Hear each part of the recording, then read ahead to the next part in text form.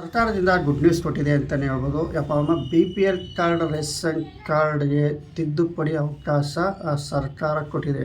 Friend, ಹಾಗಾದರೆ ತಿದ್ದುಪಡಿ ಅಂದರೆ ಏನು, ಮತ್ತು ಇದು ತಿದ್ದುಪಡಿಯಲ್ಲಿ ನಾವು ಅರ್ಜಿ ಸಲ್ಲಿಸೋದು ಯಾವ ರೀತಿ, ಮತ್ತು ತಿದ್ದುಪಡಿ ಯಾರೆಲ್ಲ ಹೆಸರುಗಳು ಸೇರಿಸ್ಬೋದು, ಎಲ್ಲ ಸಂಪೂರ್ಣವಾಗಿ ನಿಮಗೆ ಡೀಟೇಲ್ಸ್ ಕೊಡ್ತೀನಿ. ಬನ್ನಿ. ಹಾಗಾದರೆ ನಮಸ್ಕಾರ ಫ್ರೆಂಡ್, ನಮ್ಮ ಚಾನಲ್ ಸಬ್ಸ್ಕ್ರೈಬ್ ಆಗಿ ಹಾಗೆ ಲೈಕ್ ಮಾಡಿ, ಸೆಂಡ್ ಮಾಡ್ತೀನಿ. ಫ್ರೆಂಡ್, ರಾಜ್ಯ ಸರ್ಕಾರ ಏನು BPL ಕಾರ್ಡ್ ಹೋಲ್ಡರ್ಗೆ ಗುಡ್ ನ್ಯೂಸ್ ಕೊಟ್ಟಿದೆ ಅಂತಲೇ ಹೇಳ್ಬೋದು. ಏನು ಗುಡ್ ನ್ಯೂಸ್ ಅಂತ ನಾವು ನೋಡೋದಾದರೆ, ಏನು ರೇಷನ್ ಕಾರ್ಡು ಇತ್ತೀಚೆಗೆ ಸಾಕಷ್ಟು ರೇಷನ್ ಕಾರ್ಡ್ ಎಲ್ಲ ಕ್ಯಾನ್ಸಲ್ ಆಗಿದ್ದು, ಮತ್ತು ಅದಕ್ಕೂ ಕಾಲಾವಕಾಶ ಕೊಡ್ತು. ನಿಮ್ಮ ಹತ್ತಿರ ಇರುವಂಥ ತಹಸೀಲ್ದಾರ್ ಕಚೇರಿಗಳಿಗೆ ಹೋಗಿ ಅರ್ಜಿ ಸಲ್ಲಿಸಿ 15 ದಿನ ನಂತರ ನೀವು ಪರಿಶೀಲನೆ ಮಾಡಿ ನೀವು ಅರ್ಹರು ಅಂತ ಇದ್ದರೆ ನಿಮಗೆ ನಾವು ಮತ್ತೆ BPL ಕಾರ್ಡ್ ಕೊಡ್ತೀವಿ ಅಂತ ಇಲ್ಲಿ ಕ್ಲಿಯರಾಗಿ ತಿಳಿಸಿತ್ತು. ಈಗ ಮತ್ತೆ ಸರ್ಕಾರ ಏನಪ್ಪ ಅಂದರೆ ರೇಷನ್ ಕಾರ್ಡ್ ತಿದ್ದುಪಡಿ ಅವಕಾಶ ಇಲ್ಲಿ ಕೊಟ್ಟಿದೆ. ತಿದ್ದುಪಡಿ ಅಂತ ಅಂದರೆ ಏನೋ ರೇಷನ್ ಕಾರ್ಡು ಅಂತ ಎಲ್ಲ ನಿಮಗೆ ಸಂಪೂರ್ಣವಾಗಿ ವಿವರ ಕೊಡ್ತೀನಿ. ಇನ್ನೂ ನಮ್ಮ ಚಾನಲೇನೋ ಸಬ್ಸ್ಕ್ರೈಬ್ ಆಗಿದ್ದರೆ ಒಂದು ಲೈಕ್ ಮಾಡಿ, ಅದೇ ಶೇರ್ ಮಾಡಿ. ಫ್ರೆಂಡ್, ಈಗ ರೇಷನ್ ಕಾರ್ಡ್ ಏನು BPL ಕಾರ್ಡ್ ಆಗಿರ್ಬೋದು, APL ಕಾರ್ಡ್ ಆಗಿರ್ಬೋದು, ನಿಮ್ಮ ಹತ್ರ ಏನಾರ ರೇಷನ್ ಕಾರ್ಡ್ ಇದ್ದರೆ ನೀವೇನಾದ್ರು ತಿದ್ದುಪಡಿ ಮಾಡೋಂಗಿದ್ರೆ ನಿಮಗೆ ಕಾಲಾವಕಾಶ ಇರುತ್ತೆ. ಸುಮಾರು ಫೆಬ್ರವರಿ 26ನೇ ತಾರೀಕು, ಮಾರ್ಚ್ 26ನೇ ತಾರೀಕು ಇದು ಕಾಲಾವಕಾಶ ಇರುತ್ತೆ. ಅದೇ ಸರ್ಕಾರ ಮಾರ್ಚ್ 26 ಇದು ಕಾಲಾವಕಾಶ ಕೊಟ್ಟಿದೆ. ಏನೋ ತಿದ್ದುಪಡಿ ಮಾಡೋ ಅಂಥವ್ರು ನೀವು ಮಾಡ್ಕೋಬೋದು. ಅದು ಯಾವ ರೀತಿ ಬೇಕು, ಡಾಕ್ಯುಮೆಂಟ್ಸ್ ಏನು ಬೇಕು, ಮತ್ತು ಇಲ್ಲಿ ನಾವು ತಿದ್ದುಪಡಿಗೆ ಎಲ್ಲಿ ಹೋಗಬೇಕು, ಪ್ರತಿಯೊಂದು ಡೀಟೇಲ್ಸು ನಿಮಗೆ ಕೊಡ್ತೀನಿ. ಬನ್ನಿ, ಹಾಗಾದರೆ ನೋಡೋಣ. Friend, BPL card, ration card ಏನು ನೀವು ತಿದ್ದುಪಡಿ ಏನಾರ ಇದ್ದರೆ ತಿದ್ದುಪಡಿ ಯಾರೆಲ್ಲ ಸೇರ್ಬೋದು, ಇಲ್ಲಿ ಯಾವ ಸದಸ್ಯರು ಸೇರ್ಬೋದು, ಮತ್ತು ಯಾರೆಲ್ಲ ಸೇರ್ಬೋದು ಅಂತ ನಿಮಗೆ ಮೊದಲಿಗೆ ತಿಳಿಸ್ಕೊಡ್ತೀನಿ. ಈ ರೇಷನ್ ಕಾರ್ಡು ತಿದ್ದುಪಡಿ ಅಂದರೆ ಹೆಸರು ನೀವು ಸೇರ್ಪಡೆ ಮಾಡ್ಕೋಬೋದು. ಮೊದಲಿಗೆ ನೀವೇನಾರ ನಿಮ್ಮ ಮಗು ಜನನ ಆಗಿ ಏನಾರ ಹೆಸರು ಸೇರಿಸ್ಬೇಕು ಅಂದರೆ ಇದು ಕಾಲಾವಕಾಶ ಐತೆ. ನಿಮ್ಮ ಮಕ್ಕಳಿಗೆ ರೇಷನ್ ಕಾರ್ಡಲ್ಲಿ ಹೆಸರು ಸೇರಿಸೋಂಥವ್ರು ನೀವು ಇಲ್ಲಿ ಸೇರಿಸ್ಬೋದು. 6 ವರ್ಷ ಮೇಲ್ಪಟ್ಟವ್ರಿಗೆ ಮಗು 6 ವರ್ಷ ಮಗು ಮೇಲ್ಪಟ್ಟಿದ್ರೆ ನಿಮಗೆ ಆಧಾರ್ ಕಾರ್ಡು ಮತ್ತು ಜಾತಿ ಪ್ರಮಾಣ ಪತ್ರ, ಇನ್ಕಮ್ ಸರ್ಟಿಫಿಕೇಟ್ ಬೇಕಾಗುತ್ತೆ ಅಂತ ತಿಳಿಸಿದ್ದಾರೆ. ಮತ್ತು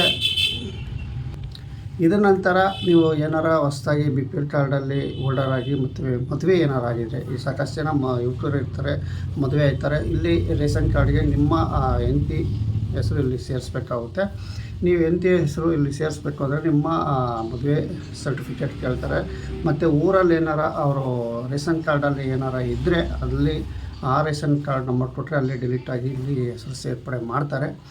ಫ್ರೆಂಡ್, ಇವೆಲ್ಲ ಎಲ್ಲಿ ನಾವು ಅರ್ಜಿ ಸಲ್ಲಿಸ್ಬೇಕು, ಎಲ್ಲಿ ನಾವು ಇದು ಅಪ್ಲೈ ಮಾಡಬೇಕು ಅಂದರೆ ನೀವು ಖಂಡಿತ ನಿಮಗೆ ಲಾಸ್ಟಲ್ಲಿ ನಿಮಗೆ ವಿಷಯ ತಿಳಿಸ್ತೀನಿ. ಈಗ ಒಂದೊಂದೇ ವಿಷಯ ತಿಳಿಸ್ತೀನಿ. ಈ ಮಕ್ಕಳು ಸೇರ್ಪಡೆ ಮಾಡ್ಬೋದು, ಮತ್ತು ಹೊಸದಾಗಿ ಮದುವೆ ಆಗಿರೋ ಪತ್ನಿಯರು ಇಲ್ಲಿ ಸೇರಿಸ್ಬೋದು. ಅದ ನಂತರ ನೀವು ಮತ್ತೆ ಏನಾರ ಆ ಸದಸ್ಯರ ಹೆಸರು ಒಂದು BPL ಕಾರ್ಡಲ್ಲಿ 4 ಜನ ಇರ್ತೀರ, ಒಂದೊಂದು ಸರಿ ಮಿಸ್ ಆಗ್ಬಿಟ್ಟಿರ್ತಾರೆ, ಅವರ ಹೆಸರು ಡಿಲೀಟ್ ಆಗಿರ್ತವೆ. ಅಂಥವು ನೀವು ಇಲ್ಲಿ ಸದಸ್ಯರು, ಹಿರಿಯ ಸದಸ್ಯರು ಇದ್ದರೆ ನೀವು ಸೇರಿಸ್ಬೋದು. ಅವ್ರಿಗೆ ಇನ್ಕಮ್ ಸರ್ಟಿಫಿಕೇಟ್ ಬೇಕಾಗುತ್ತೆ. ಇನ್ಕಮ್ ಸರ್ಟಿಫಿಕೇಟ್ ಇದ್ದರೆ ಇಲ್ಲಿ ಹೆಸರು ಯಾಡ್ ಆಗುತ್ತೆ ಅಂತಲೇ ತಿಳಿಸ್ತಾರೆ. ಇತ್ತೀಚೆಗೆ ಜಾತಿ ಪ್ರಮಾಣ ಕೇಳ್ತಾಯಿದ್ದಾರೆ, ಬಟ್ ಇನ್ಕಮ್ ಸರ್ಟಿಫಿಕೇಟ್ ಒಂದಿದ್ರೆ ಸಾಕಾಗುತ್ತೆ.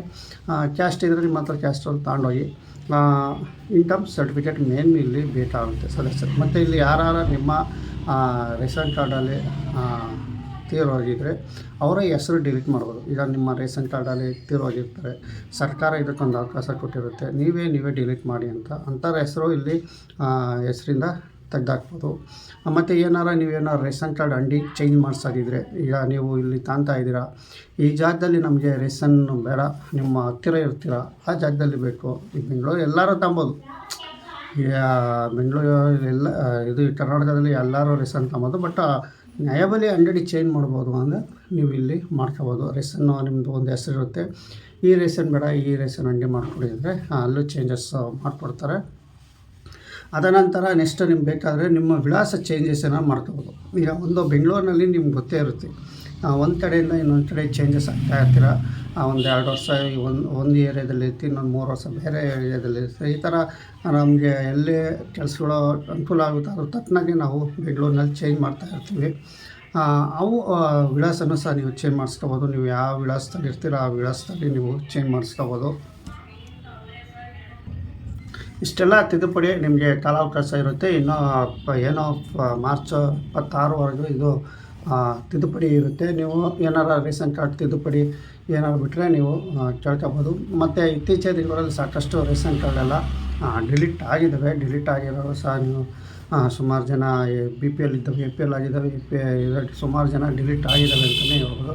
ಫ್ರೆಂಡ್, ಇಷ್ಟೆಲ್ಲ ನಿಮಗೆ ವಿವರ ಕೊಡ್ತೀನಿ. ಇದು ಎಲ್ಲಿ ನಾವು ಅಪ್ಲೈ ಮಾಡಬೇಕು, ಯಾವ ಜಾಗದಲ್ಲಿ ನಾವು ಅಪ್ಲೈ ಮಾಡಬೇಕು ಅಂತಂದರೆ, ನಿಮ್ಮ ಹತ್ತಿರವಿರುವಂತಹ ಬೆಂಗಳೂರನ್ನು ಒಂದೊಂದು ಸೈಬರ್ ಸೆಂಟ್ರ್ಗಳಲ್ಲಿ ಮಾಡಿಕೊಡ್ತಾರೆ. ಅಲ್ಲೇ ಹಾಕೊಂಡಿರ್ತಾರೆ ರೇಷನ್ ಕಾರ್ಡ್ಗೆ ಅಪ್ಲೈ ಅಂತ, ಅಲ್ಲೂ ಸಹ ಮಾಡಿಕೊಡ್ತಾರೆ ಫ್ರೆಂಡ್. ಮತ್ತು ನಿಮಗೆ ಬೆಂಗಳೂರನ್ನು, ಗ್ರಾಮವನ್ನು, ಕರ್ನಾಟಕವನ್ನು ಸೈಬರ್ ಸೆಂಟ್ರ್ಗಳಲ್ಲಿ ಇವೆಲ್ಲ ಮಾಡಿಸ್ಕೋಬೋದು. ನಿಮ್ಮ ಆಹಾರ ಕಲ್ಯಾಣ ಇಲಾಖೆಯಲ್ಲೂ ನೀವು ಮಾಹಿತಿ ಪಡ್ಕೋಬೋದು ಫ್ರೆಂಡ್. ಇಷ್ಟೆಲ್ಲ ನಿಮಗೆ ಅವಕಾಶ ಇರುತ್ತೆ. ನೀವು ಏನು ತಿದ್ದುಪಡಿ ಮಾಡೋ ಅಂಥವ್ರು BPL ಕಾರ್ಡ್, ರೇಷನ್ ಕಾರ್ಡ್ ತಿದ್ದುಪಡಿ ಮಾಡ್ಕೋಬೋದು ಅಂತಲೇ ಹೇಳ್ಬೋದು ಫ್ರೆಂಡ್. ಇಷ್ಟು ನಿಮಗೆ ರೇಷನ್ ಕಾರ್ಡಲ್ಲಿ ತಿದ್ದುಪಡಿ ಅವಕಾಶ ಇರುತ್ತೆ. ಮಕ್ಕಳು ಸೇರಿಸೋದು, ಹೊಸದಾಗಿ ಮದುವೆ ಆಗಿರೋಂಥ ಪತ್ನಿ ಸೇರಿಸೋದು, ಮತ್ತು ಅಡ್ರೆಸ್ ವಿಳಾಸ ಚೇಂಜ್ ಮಾಡೋದು, ಇವೆಲ್ಲ ನಿಮಗೆ ಇದರಲ್ಲಿ ಆಪ್ಷನ್ ಇರುತ್ತೆ.